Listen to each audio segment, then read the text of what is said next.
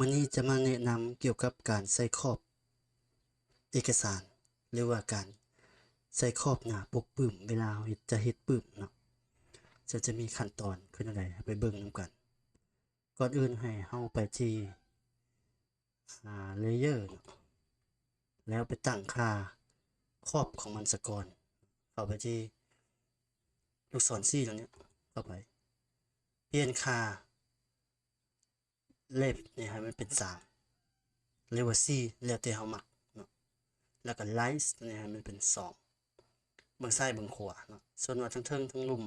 ทั้งเทิงทั้งลุ่มอาจจะใส่ 2.5 ก็ได้หรือจะใส่ตามที่เฮามักก็ได้หลังจากนั้นให้โอเคขั้นตอนที่2เฮาไปที่ดีไซน์เลือกคำสั่ง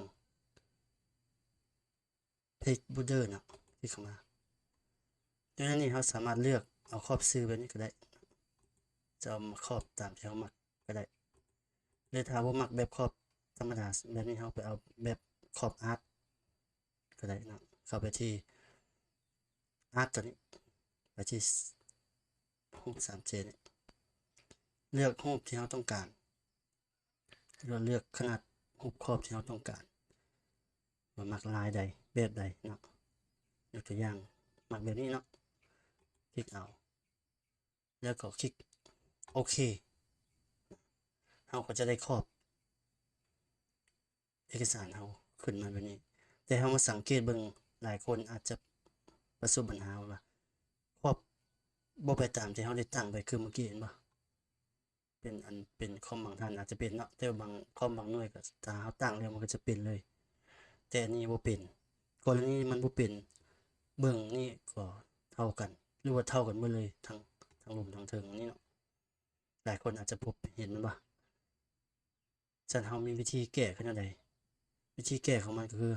เราไปแก้ที่ดีไซน์คือเก่าเนาะเข้าไปที่อาร์บูเดอร์ที่เก่าเข้าไปคลิกเข้าไปที่ออปชันแล้วให้เปลี่ยนค่าตัวนี้ให้เป็น text นะเปลี่ยนค่าตัวนี้ให้เป็น text คลิกเอา text คลิกโอเคแล้วมาคลิกโอเคอีกบัตรหนึ่งเราจะเห็นมาครอบของเราเปลี่ยนไปเนาะทางเทิง 2.5 เบอร์นี้3เบอร์นี้เป็น2สังตีเป็นอย่างเราคือใช้3เพราะว่าเวลาเราไปเฮ็ดปึ้มเราอาจจะติดสกอตหรือติดกาวต่างๆเพื่อเป็นหัวปึ้มนี่ไว้ทางข้างเบื้องซ้ายเนาะอันนี้เป็นขั้นตอนและวิธีแก้ไขถ้าผู้ใดพบปัญหาแบบนี้ก็สามารถนำไปใช้โหลดเดอร์เนาะ